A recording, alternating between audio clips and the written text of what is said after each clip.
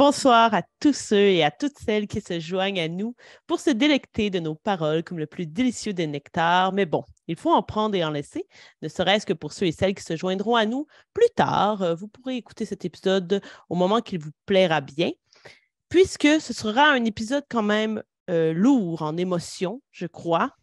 Nous allons avoir 3 personnes qui s'affronteront. Nous reprenons les fameux combats.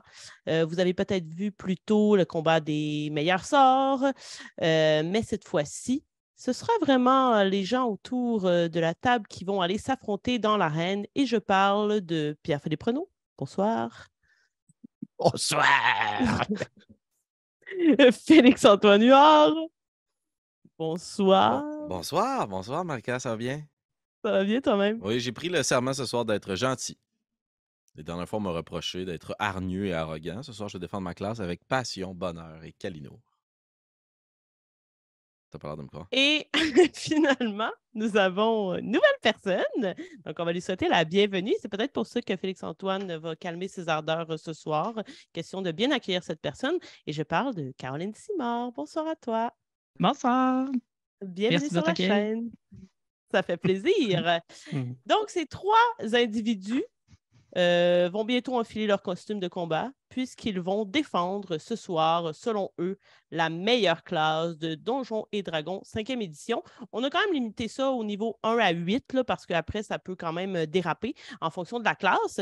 Donc, ils ont chacun et chacune une classe à défendre. Ils auront 2 rounds pour la défendre. Un round qui sera basé sur la mécanique et un round qui sera basé sur le roleplay ou la façon narrative qui est intéressante de jouer avec cette classe. Mais avant cela, puisque ici, on a envie de faire découvrir des nouveaux gens de la communauté, on a invité Caroline. Et j'aimerais, Caroline, que tu nous parles un petit peu de qui tu es pour la communauté et de ce que tu fais, de ce qui t'attend dans les semaines qui viennent, tes prochains projets pour que les gens puissent aller te suivre puis voir ce qui est intéressant par rapport à ta chaîne et compagnie. Ben, merci. En fait, en ce moment, ceux qui me connaissent sous le nom de Kérosène sur Twitch. Je joue à des jeux vidéo. Puis c'est ça, c'est vraiment une chaîne de jeux vidéo. Je suis présente sur différentes chaînes comme joueuse de jeux de rôle sur table. Mais je démarre ce mois-ci ma propre chaîne YouTube de jeux de rôle sur table qui s'appelle Histoire d'un soir et qui se dédie à faire des aventures d'une séance. Excellent. On a hâte de découvrir Oui, ça. puis dans ce qui s'en vient, sinon, un bel événement organisé par plusieurs streamers, dont Queen Boo. C'est un événement qui va être organisé du 3 au 4 juin à Trois-Rivières pour Opération Enfant Soleil. Surveillez les médias sociaux dans les prochaines semaines. Probablement cette semaine, il y a plus de détails qui vont sortir. Un bel événement de Excellent. jeu de rôle, plein de parties sur table. Parfait. On va mettre ça dans la description de la vidéo. Puis dès que tu as l'événement, tu nous l'enverras. Puis on va spreader ça dans le monde autour de Super. nous. Oui, Pépé.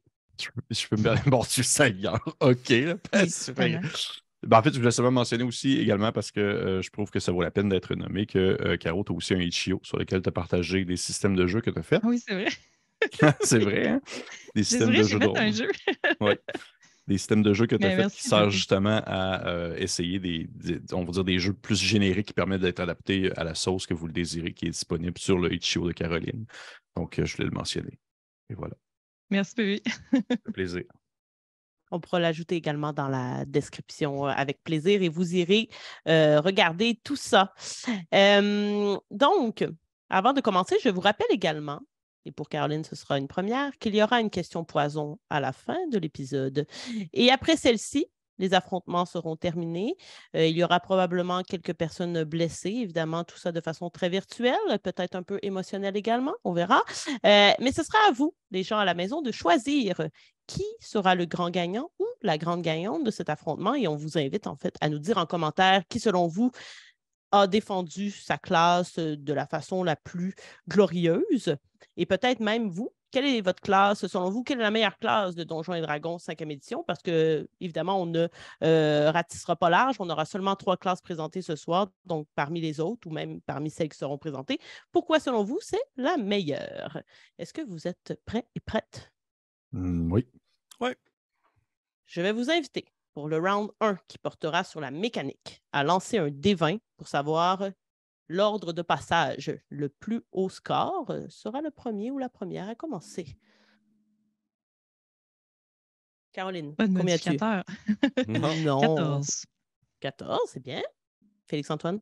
9. Bébé? Félix-Antoine. Bébé. J'ai eu 19 cette fois-ci. 19.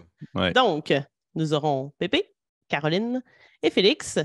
Vous avez 3 minutes pour cette round. Les autres, vous n'avez pas le droit d'interrompre les autres adversaires, même si ça peut être très tentant. Et à 3 minutes, ma cloche sonnera et ce sera la fin. Tout le monde a bien compris les consignes?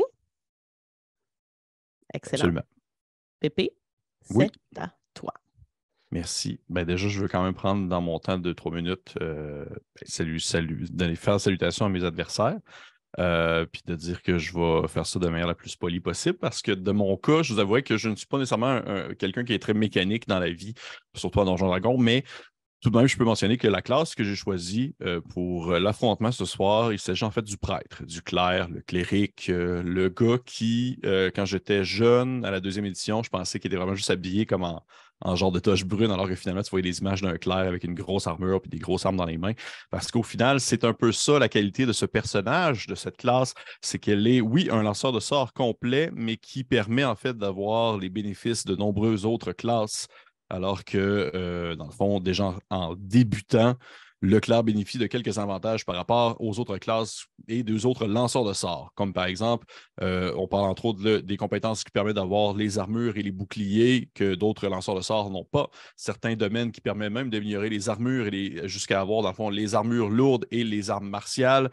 Il y a le principal avantage aussi d'avoir une classe avec un CA élevé que le prêtre peut justement avoir grâce à ces différents avantages qui permettent d'avoir en plus de 8 points de vie de base, ce qui donne vraiment la meilleure capacité de survie au combat parmi les lanceurs de sorts, on va dire 100% lanceurs de sorts. Et en rajoutant à ça, bien sûr, les sorts supplémentaires des différents domaines qui sont généralement au nombre de 10 et qui permettent de mémoriser beaucoup de choses pour un certain nombre de domaines. Ça permet d'utiliser même des sorts qui sont disponibles pour d'autres classes. Par exemple, boule de feu. Si jamais on prend le light domain, dans le fond, du prêtre en question, il y a bien sûr le Channel Divinity qui offre la possibilité de faire un Turn Undead ainsi que des sorts d'un domaine précis.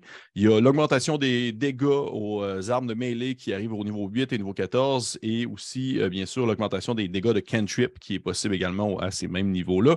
Si l'on combine en fait avec des sorts comme Booming Blade, Grim Flame Blade, via justement certains domaines, ça fait que les dégâts moyens des attaques de mêlée sont vraiment en fait plutôt bonnes. Ce que les personnages donnent a alors une efficacité au combat sans utiliser vraiment d'emplacement de sorts, ce qui est selon moi très avantageux. Et oui, bien sûr, le magicien a accès à des sorts que le clerc n'a pas accès, le barde a des compétences et des sorts que le prêtre n'a pas également. Le druide peut se transformer en forme sauvage et avoir des invocations supplémentaires et tout ça. Et je trouve qu'il est difficile de comparer tout ça de manière significative, mais parce que c'est vraiment très contextuel, la puissance d'un personnage, on s'entend, mais c'est tout de même, selon moi, un bon choix.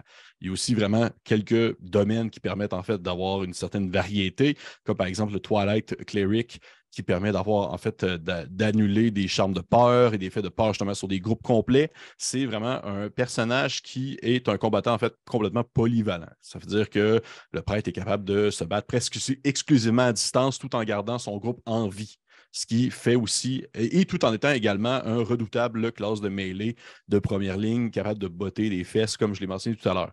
Et comme pour citer, je vais terminer en citant... 3 minutes. Ah. Je peux-tu juste citer quelque chose qui n'a pas rapport avec mon truc? Je trouve ça quand même drôle, puis j'ai pris le temps de le traduire. Moi, ça me dérange pas. Ça m'intéresse. Pour citer Joe Cat, qui est dans le fond une chaîne YouTube vraiment, vraiment populaire dans les jeux de rôle, qui a fait une vidéo de Crap Guide to D&D, il y a, pour le citer en propos du prêtre, il dit « Sérieusement, avec la polyvalence et la force indépendante que l'on peut obtenir d'un clerc, on pourrait constituer un groupe entier de prêtres purs, les appeler, dans le fond, la Team A, et aller les faire défoncer la porte de Tiamat pour lui réclamer son argent de son déjeuner. Et elle se contenterait de construire ses propres toilettes pour s'administrer elle-même un wedgie afin de ne pas subir le genre d'intimidation que les prêtres lui feraient au final. » Ah, c'est niché quand même, cette citation. Effectivement. Donc, c'était ma répartie mécanique des prêtres. Wow, belle recherche. Bravo.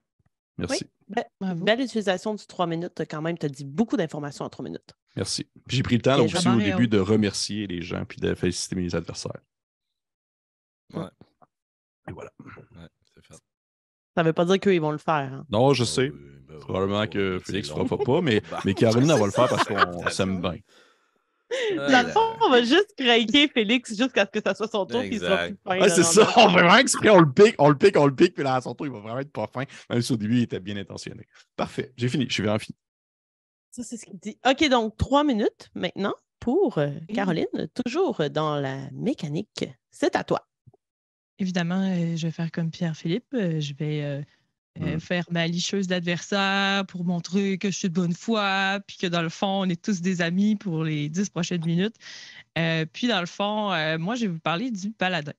Le premier nom de classe qui m'est venu en tête définitivement quand on parle de classe qui est très forte à Donjons Dragon, c'est le paladin.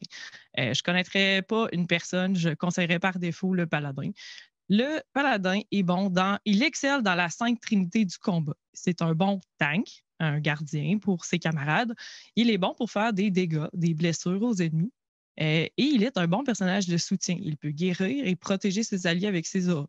On parlait de guerrier, là, je vais peut-être un peu toucher les arguments de Pépé, mais notez quand même que le paladin est encore meilleur dans ces aspects-là. Il a quand même beaucoup de points de vie. Il a autant de points de vie qu'un guerrier, qu'un fighter. Il peut porter les armures lourdes, des boucliers, et tous les paladins peuvent porter les armures lourdes, et ainsi que les armes martiales. Il y a aussi un style de combat qu'il peut choisir quand même parmi 7 choix. Là. C'est moins que le fighter, mais quand même, ça donne un avantage non négligeable en combat. Puis, il y a une attaque supplémentaire au niveau 5. En plus de ça, c'est un lanceur de sorts, on va dire un demi-caster, mais n'empêche qu'il y a des choix qui lui sont exclusifs. Et bien sûr, comment oublier le smite, qui est un spell attaque, mais la satisfaction d'un smite est aussi incontestée. Personnage de soutien, tous les paladins ont un channel divinity. Certains vont être souvent de l'ordre du soutien. Ça peut être donner des points de vie à leurs alliés, comme le paladin de la couronne. Il y en a, je pense, qui peuvent faire des peurs. Les effets sont vraiment variés, mais c'est souvent des effets de soutien ou de crowd control, de contrôle des foules. Ils vont avoir des auras de protection au niveau 7 pour protéger leurs amis contre toutes sortes de choses, même si on parle de fin de jeu, là, ils peuvent avoir d'autres types d'auras très puissantes qui sont exclusives aux paladins. Et en plus de ça, pour guérir leurs amis, ils ont les mains de Léon, aussi appelées Lay on Hand. Donc, l'imposition des mains qui sert à guérir de façon très efficace. Si on compare à un prêtre qui va essayer de guérir avec des healing words de quelques points, à 5 points par niveau, là, ça peut devenir assez intense quand les mains et les besoins de mains se font sentir. Donc, c'est pas mal ce que j'avais à dire sur le paladin au niveau des règles. Excellent. J'adore que tu attaques le cleric d'emblée. On aime ça comme ça. Si je peux me permettre un commentaire, Caroline et moi, on a fait ensemble au complet Tome of Annihilation, au complet. On a joué ensemble comme joueurs, côte à côte. Et j'aimerais seulement mentionner que dans toute la partie, au complet, il y a un personnage qui est mort. Il était de quelle classe, Caroline, le personnage mort? T'es une mauvaise foi, Pépé. Il était paladin. C'était un paladin. Et voilà. Ah, OK, non, c'est vrai. Ben, on a aussi un barde qui est mort. Oui, il est revenu. Un paladin est mort. Mais dis-moi, je me rappelais pas. C'était mon paladin. Parfait. OK, c'était ton bonhomme. C'était mon bonhomme. Ah ouais, OK. Je pense que ça dépend beaucoup de la billet, personne là. qui joue la classe, là, mais en tout cas, ça, c'est une autre histoire. Je pense que c'est ça. On est maintenant rendu à Félix. Donc, tu auras également 3 minutes. Caroline a bien fait ça. Elle n'a même pas tout pris son temps. Tu avais bien fait tes devoirs. Maintenant, Félix, c'est à toi pour le dernier round, la dernière en fait partie du round pour la mécanique. Mesdames et messieurs, bonsoir. C'est avec plaisir, mais un brin de consternation que je vais moi aussi saluer mes adversaires. Bien à vous, félicitations, nous nous sommes tous rendus, c'est cordial et de bonne foi. Ceci étant, ce soir, je suis ici pour dévoiler une grande tristesse. En fait, c'est que la classe que j'ai choisie n'est rien sans vous. Puisque c'est ma classe préférée, celle que je juge qui est la meilleure, parce qu'elle est là pour améliorer la vie des autres joueurs. Et c'est bien évidemment le barde, le ou la barde. Parce qu'elle peut améliorer la vie des autres joueurs sur 2 plans, très mécanique, mais roleplay aussi. Elle peut concrètement donner des habiletés supplémentaires avec son inspiration bardique aux autres joueurs autour de la table ou aux alliés qui seraient fournis par le maître ou la maître du jeu au cas où il n'y a pas que c'est une carte solo. Mais aussi sur le plan de l'histoire et de l'ambiance. Puisque le barde, en fait, c'est, à mon avis, sur le plan mécanique, quelque chose d'intéressant. Il vous offre 2 possibilités. Soit vous utilisez évidemment sa grande liste de sorts très puissantes pour venir à vos fins, ou bien l'une de ses habiletés. Et ça dépend de la collaboration du DM et des autres joueurs, mais ce qui est très cool d'un barde, c'est que justement, là où vous avez des points de vie, des sorts et des interventions divines, le barde a ses habiletés de persuasion, de mensonge, qui permet de décrocheter et de désengager chacune des scènes créées par le ou la maître du jeu. Fait que si les gens apprécient autour de la table de pouvoir justement rebondir, ben, le barde est votre meilleure trampoline. Alors si vous ne choisissez pas le barde, peut-être que c'est qu'il vous manque quelque chose à vous dans votre plaisir de jouer, puisqu'il est à votre hauteur. Alors à vous de voir à quel point vous vous aimez, vous en tant que joueur. Offrez-vous le barde. À toi, Marika. C'était expéditif. Ah, ben tu vois, il n'y a pas grand-chose à dire quand on sait que c'est la meilleure classe. Pas besoin de prendre 3 Ah. minutes et demie et citer une phrase immense. Voilà. Félix-Antoine Huard, tout le monde. Bon. Premier round terminé. Est-ce que vous êtes prêts à vous attaquer au deuxième? Bien sûr. Tout à fait. Oui. Je vais vous demander de lancer un autre des 20 pour rebrasser les cartes. Qui sait? J'ai vraiment l'impression de lancer sur l'initiative. C'est un peu ça. Oui. Ben, Ouais. c'est ça, hein? Ouais. 13. 3. 14. On ne va pas rebrasser les cartes, ce sera le même ordre. Donc, Pépé en premier, ensuite Caroline et Félix-Antoine. Cette fois-ci, nos 3 participants devront défendre leur classe au niveau de la narrative, au niveau du roleplay. Qu'est-ce qui fait en sorte que c'est la meilleure classe? Ils auront encore 3 minutes. Donc, Pépé, c'est à toi. Oui, alors déjà, je trouve que le prêtre étant sur l'aspect roleplay et narratif est, selon moi, la classe parfaite, autant pour des joueurs aguerris mais aussi beaucoup pour des personnes qui commencent.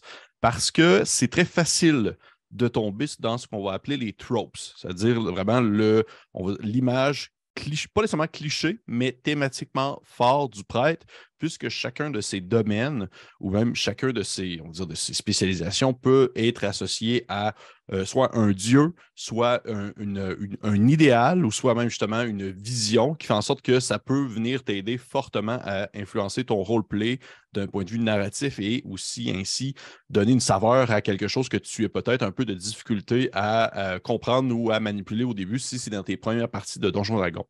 Il y a vraiment de diversité qui se voit.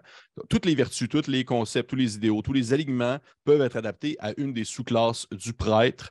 Et même les sorts supplémentaires, même si ça demeure tout ça dans un point de vue beaucoup plus mécanique, les sorts supplémentaires permettent d'identifier aussi ce que vous pouvez jouer en termes de roleplay, puisque certains sortilèges qui vont être donnés selon les sous-domaines de prêtre peuvent venir influencer le type de comportement que vous voulez avoir dans le groupe. Et de ce fait, je trouve qu'un clerc peut être un simple marin qui vénère un dieu de la mer, ou un artisan perturbé dont la divinité représente le même amour que la sculpture, que le personnage peut avoir pour la sculpture. Au final, c'est que le prêtre a cette facilité-là de venir accrocher un aspect narratif dans le jeu et de venir aider le joueur à concevoir un peu le comportement qu'il peut avoir par rapport à la spécialité de sa classe. Et dans le fond, c'est même si on l'associe beaucoup à son Dieu, je trouve qui est très intéressant, c'est que vous n'avez pas besoin d'être 100% d'accord avec votre Dieu, vous n'avez même pas besoin de connaître votre Dieu, votre foi à 100%. C'est votre foi qui vous guide, ce n'est pas nécessairement vos connaissances ou votre bon sens.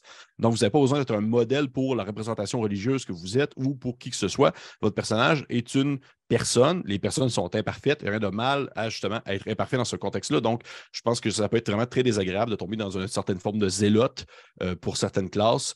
Dont justement le prêtre pourrait faire tomber si jamais on ne fait pas attention. Mais tout de même, justement, à ce niveau-là, j'ai l'impression qu'il y a une belle facilité à pouvoir interpréter ce qu'on considère être un domaine, puis à quel point celui-ci peut prendre de l'ampleur selon le type de personnalité que vous voulez offrir à votre personnage. C'est vraiment une diversité incroyable. Un groupe complet peut être composé de prêtres et ils peuvent être tous très différents, 100%, et ils peuvent tous accomplir tous les rôles dans un groupe. Et voilà. Merci, Bien joué. Félix. Merci, Félix. Je les vois applaudir en silence. Je suis comme content. C'est rare, je le vois. Lancer des fleurs. Parfait. Et voilà, J'ai j'ai le goût de voter pour toi. Ben, écoute, vas-y. Bien En joué. commentaire. Maintenant, Caroline, c'est ton tour. Oui. 3 minutes. Oui, désolé, Pépé, je vais avoir l'air d'attaquer tes arguments. En fait, on dirait qu'on a pensé aux mêmes argumentations, aux mêmes angles d'attaque pour réfléchir à nos personnages. On s'entend que le prêtre et le paladin ne sont pas si loin sémantiquement, on pourrait dire. Donc, à la maison, Pépé et moi, on ne s'est pas consultés ou je ne copie pas ces arguments. En fait, je pense vraiment que pour jouer pour quelqu'un qui n'est pas habitué à incarner un rôle, le paladin peut être très facile de prise en main, disons, justement à cause des serments qu'ils font. Donc, 4 grandes valeurs à défendre. Puis malgré tout, alors que certains pourraient trouver que c'est quand même limitatif, autant ça peut encadrer les plus nouveaux joueurs, puis autant il y a quand même plusieurs sous-classes offrant une belle variété. Si on pense au paladin de la vengeance, celui qui brise les serments ou de la conquête même. Donc, on a quand même une relative belle variété. Puis pour les joueurs plus expérimentés, ça peut amener à justement essayer de pousser plus loin des concepts. C'est sûr aussi que, bon, moi, ce que je voulais vous parler là, par rapport au paladin que je trouve qui est bien intéressant, puis là, je vais tomber dans la grande théorie, là, la psychologie, puis ça, mais il y a une théorie qui est bien intéressante, c'est une théorie des motivations qui s'appelle la théorie de l'autofficacité, qui est bien connue. En fait, selon laquelle ce qui est motivant pour une personne, peu importe le contexte, c'est d'être capable d'influencer son environnement. Je trouve que le paladin est vraiment l'incarnation un peu de ce principe-là, selon lequel, quand on est en combat, hors combat, parce que n'oublions pas que le paladin, un peu comme le barde, il excellera pas autant que le barde en situation sociale, mais il est quand même basé sur le charisme, entre autres. Fait que même hors combat, il va être utile. Généralement, en combat, il va être littéralement au centre de l'action. Ce qui fait de lui un peu... puis là, on va parler vraiment de stéréotypes, mais les gens qui jouent les paladins vont souvent se trouver à être les leaders du groupe même. Ils sont comme le héros qui est mis de l'avant parce qu'il est un peu bon dans tout. Ce qui peut être intéressant, ce qui peut être motivant. C'est sûr que ce n'est pas tout le monde qui va nécessairement rechercher à être grandiose à travers son personnage, mais pour ceux que c'est ce qu'ils recherchent, ils sont assurés de trouver ça. Ensuite, les paladins ont un sort qui leur permet d'avoir une monture unique. Juste ça, tu sais, en termes de roleplay, en termes de fluff, y a-t-il quelque chose de plus épique que d'être un paladin, tu as ton épée magique glorieuse sur ta monture magique qui est unique. Et puis, en plus, autre fluff intéressant sur les paladins, qu'est-ce que les paladins peuvent manger pendant une conversion de paladin? On parlait de groupe de clérics, mais un groupe de paladins... Je sais que... peuvent manger du tartare de poulet, ce qui est impossible à tout autre groupe d'aventuriers, car les paladins sont immunisés aux maladies. Donc, le plat préféré des paladins. Je vous ai parlé du smite tout à l'heure. Wow. Je pense que ça s'applique aux règles, mais ça s'applique. Ça, c'est Mathieu Lachance, le sti. Je sais que c'est son chum qui a dit ça. C'est un running gag, le tartare de poulet, mais n'empêche qu'on a toujours trouvé intéressant le concept que les paladins étaient immunisés aux maladies. Puis, je veux vous ramener encore le concept du smite qui, roleplayment parlant, demeure intéressant sous tous ses angles. Donc, j'ai rien d'autre à dire sur le paladin. J'ai quand même peut-être profité des quelques secondes qui me restent pour parler. Pépé, je vais peut-être commencer à être un peu plus piquante, là, mais j'ai déjà joué Bard, j'ai déjà joué Claire, j'ai adoré mes personnages. Cela dit, j'ai toujours trouvé que quelque chose manquait, justement. Puis je pense que de jouer dans l'ombre des autres personnages en étant le healer du groupe, en étant le buffer du groupe, c'est ce qui fait que faut vraiment se rattraper, il faut vraiment avoir un concept extrêmement intéressant. Puis je pense que ça s'adresse peut-être à un groupe plus niché de joueurs par rapport à d'autres classes. Voilà. Excellent. Bien joué. On a quand même une adversaire coriace, là. Ben oui. Donc... de poulet cru. Ben oui, c'est exceptionnel. Ouais, je pense pas que personne va pouvoir topper ça. Donc, on va laisser le 3 minutes. Ça, Félix, tu peux toujours m'impressionner. Ah non, attends une minute, je vais partir mon timer moi aussi. Là. Tantôt, tu m'as dit que moi, c'était du temps. OK, parfait. Ah oui, tu n'avais même pas utilisé la moitié quasiment. Des fois, hein? C'est tellement efficace. Voilà. À toi. OK.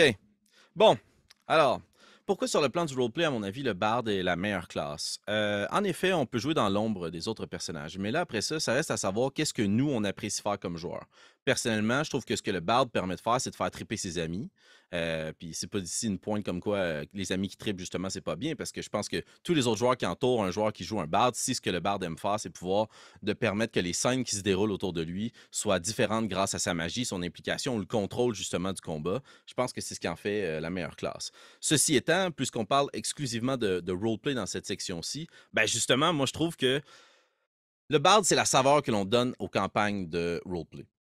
Parce que mécaniquement parlant, les campagnes qui sont plus tournées vers les interactions sociales, si on joue quelque chose de très porte monstre donjon, c'est sûr qu'un bard va avoir moins d'opportunités de briller, mais je pense que dans quelque chose d'un peu plus élaboré, c'est les épices à votre mets. Parce qu'ils vous permettent de justement rajouter des couleurs tellement surprises, tellement différentes, parce qu'ils ont aussi la capacité avec Secret Magique d'aller eux aussi chercher une monture unique, là, dis-je en passant. Je suis un voleur de sorts. Blague à part, justement, c'est ça. Tout à coup, ils peuvent faire apparaître une espèce de grand cheval puis faire grimper le paladin sur ce cheval-là pour courir à toute vitesse et foncer vers les ennemis dans un couloir. Peuvent rendre des gens invisibles, peuvent aussi, sur le plan du roleplay, chanter des chansons, incanter un poème, puis ça vient contrer la magie des autres lanceurs de sorts, ou ça confère justement à chaque round, avec leur action bonus, la possibilité aux autres joueurs de briller sur le plan du roleplay. Là, j'en parle beaucoup de façon méta, mais disons de façon pratico-pratique, des styles de bard qui sortent un peu du classique caricature plate à jouer d'un bard qui est toujours sa crouse et qui va essayer de creuser le dragon. Les grands créateurs de sagas des religions et des mondes plus nordiques peuvent jouer d'excellents bards, tandis qu'ils racontent ce qui se passe autour d'eux. Pour me donner la mention, il y avait Marisha Ray dans un one-shot justement de Critical Role qui avait fait, si ma mémoire est bonne, un bard qui justement enregistre des choses sur des cassettes et les fait jouer avec un grand gramophone pour lancer des insultes aux ennemis. Fait qu'il vous offre tout ce monde de créativité. Cependant, je suis d'accord avec une chose. Je vais le concéder dans mon 3 minutes. C'est pas la classe qui est la plus facile à jouer.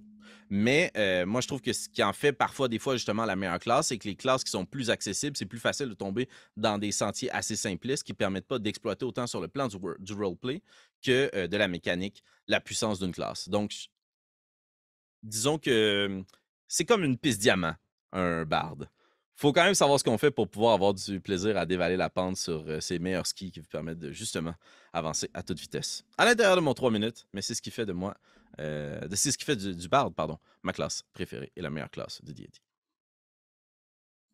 Moi aussi, ma Merci, classe Félix. préférée, c'est Félix Antoine. Non, merci. Je savais, j'avais pas dû m'enfarger. Genre, Non, 3 tu t'en fais secondes. content. T'aiderais. Moi, c'est là-dessus que je reste stické. Ah ouais, exact. Je tombe dans les marches, je m'enlève et il me gifle. Ouais. Mais ça rebondit bien sur une de mes questions avant la question poison. En fait, je voulais juste vous demander, Félix, tu y as un peu répondu.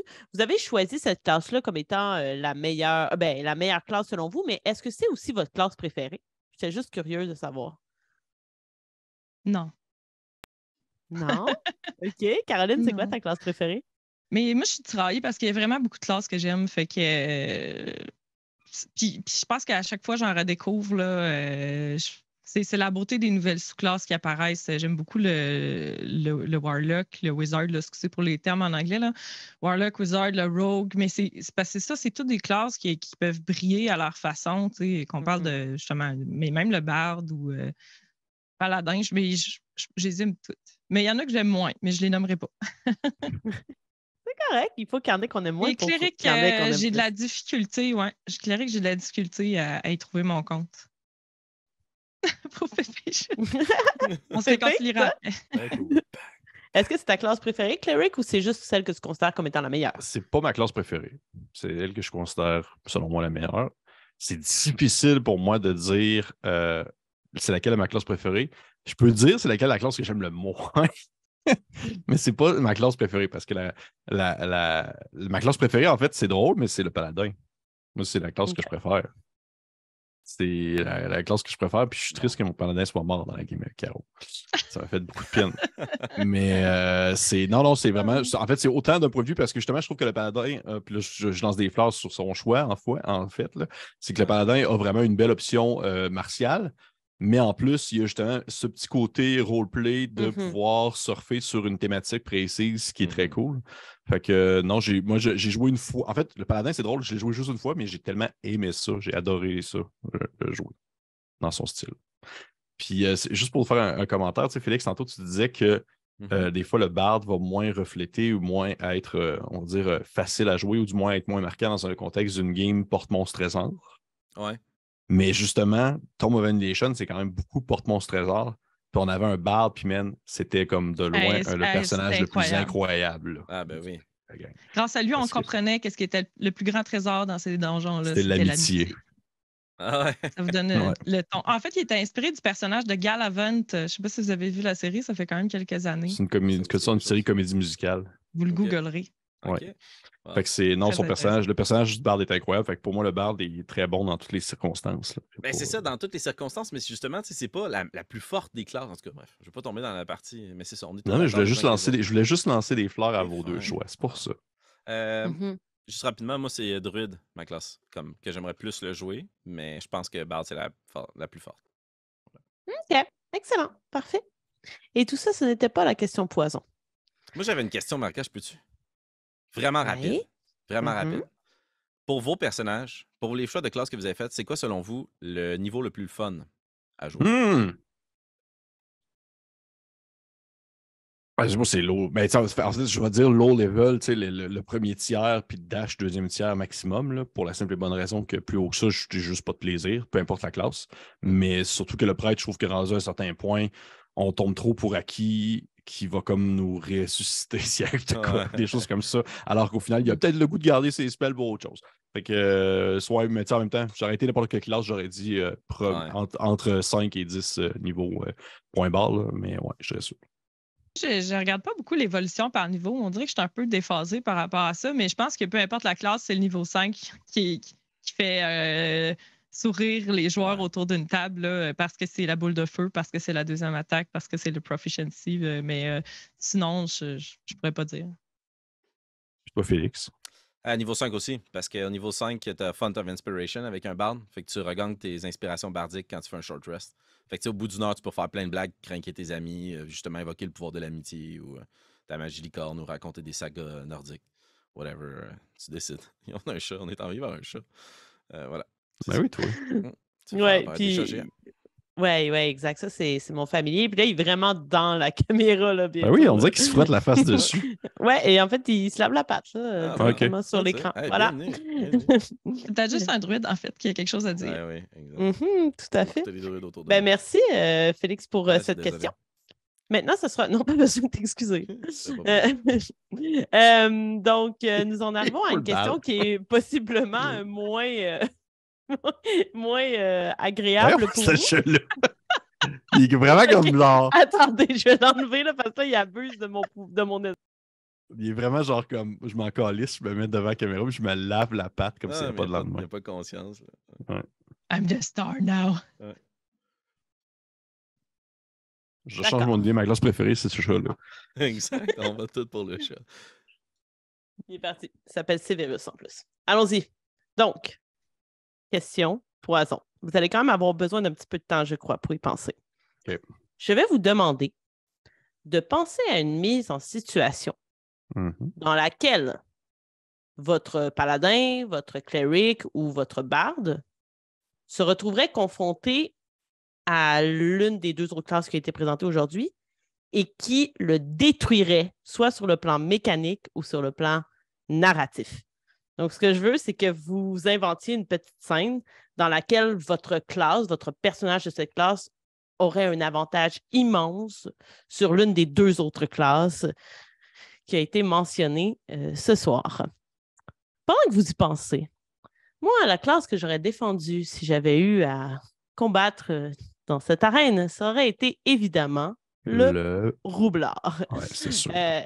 Ma classe préférée est la classe que je considère comme la meilleure au niveau de la mécanique et de la narrative. Donc, voilà, ça me fait très plaisir de la jouer présentement niveau 13. Et c'est là qu'on voit justement toute l'étendue des possibilités.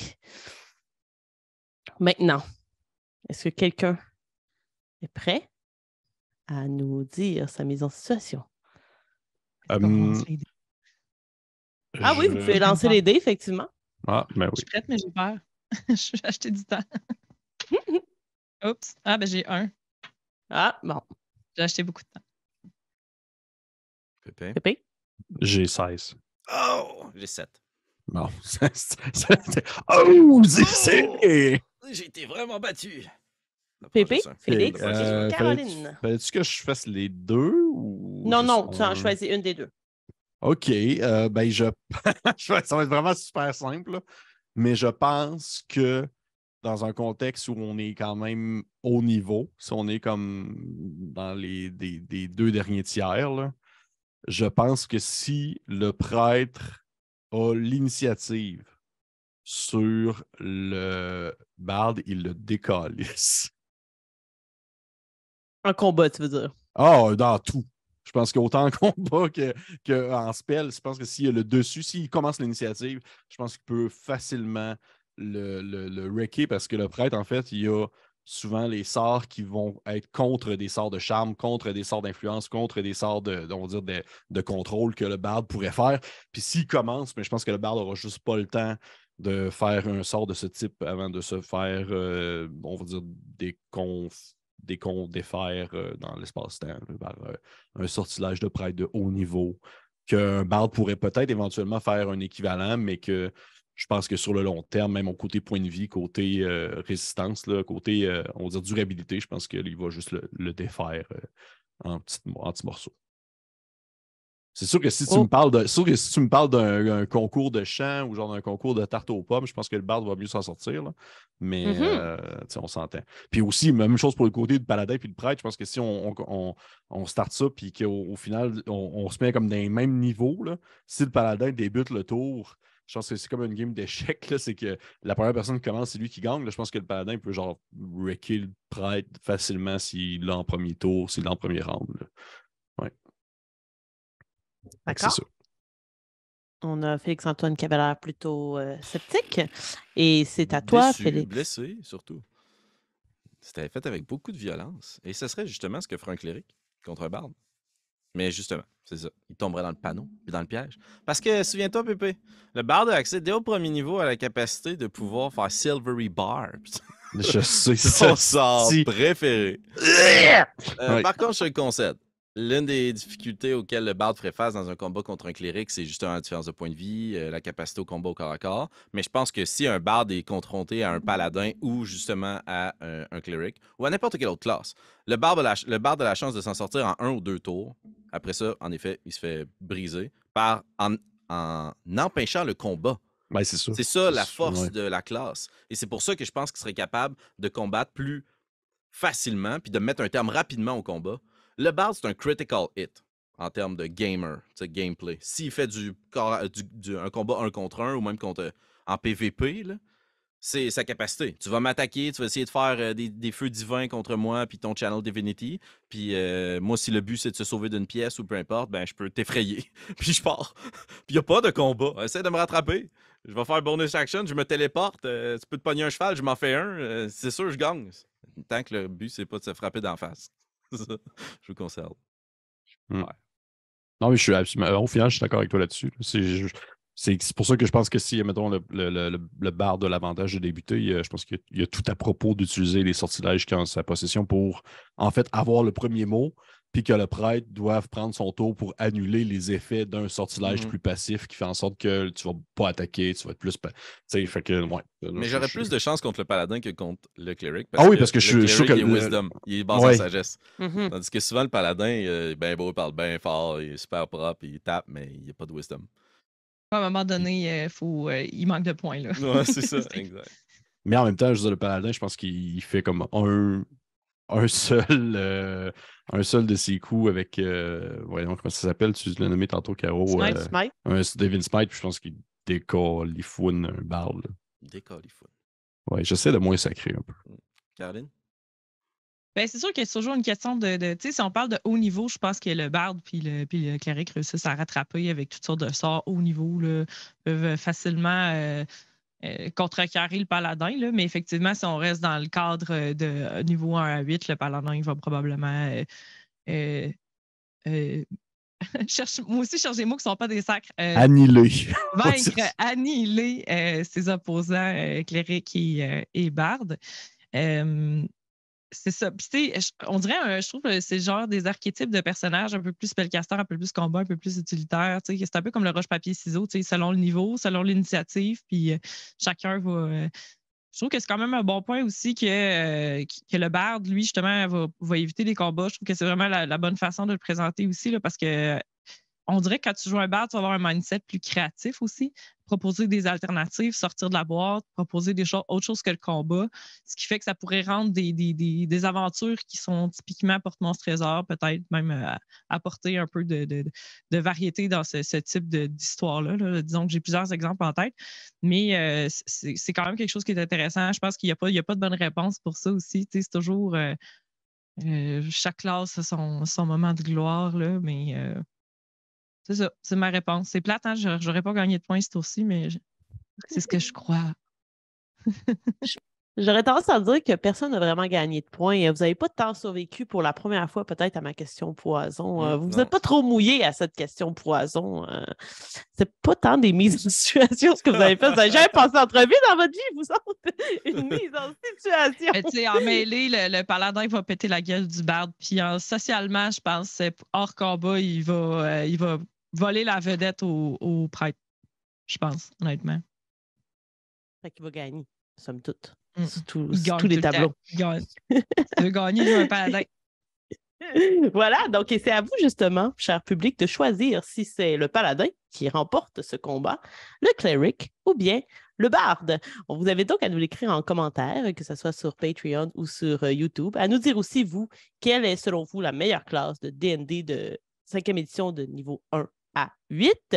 Je vais prendre le temps de remercier Pépé d'avoir été là pour cet affrontement. Ça fait plaisir. Félix-Antoine également. On n'a même pas dit c'était quel numéro. On est au 28e épisode quand même de discuter entre les dés. Wow. Et Caroline Simard, merci d'avoir été parmi nous. Ça fait plaisir. Yeah, tu as bien fait ça. Ouais. On va te réinviter à nouveau dans le refuge de la Excellente, en fait. Ouais. Excellente préparation. Magnifique delivery. J'ai pas beaucoup de chance, puis genre, je vais voter pour toi. Maintenant que l'entrevue est faite, on peut le dire tout de même que genre, c'est pas juste Caroline Simard, c'est Dr Caroline Simard. Ce qui fait en sorte que ça y donne une certaine puissance au niveau de la répartie. Franchement. Excellent. Donc, ça fait plaisir. Merci. Si vous avez... Avec plaisir. Si vous avez aimé ce que vous avez entendu, on vous invite évidemment à appuyer sur le petit pouce pour nous encourager, la petite cloche pour savoir ce qui s'en vient, puisque des discuter entre les dés, il y en aura à chaque mois. D'ailleurs, j'ai déjà le sujet du mois de mai. Je pourrais en discuter avec mes collègues ici tout de suite après. Et sinon, vous pouvez aussi aller sur notre page Facebook pour voir tout ce qu'on y fait. Un peu Instagram, on met quelques trucs parfois, surtout des petites photos qu'on fait avec nos collègues de d'autres chaînes et compagnie. Et si jamais vous avez un petit peu d'argent dans vos poches, eh bien, vous pouvez nous soutenir sur Patreon pour nos exclusivités également et avoir nos vidéos d'avance. Mais d'ici là, je vous dis donc au revoir, à la prochaine, au mois prochain. Bye.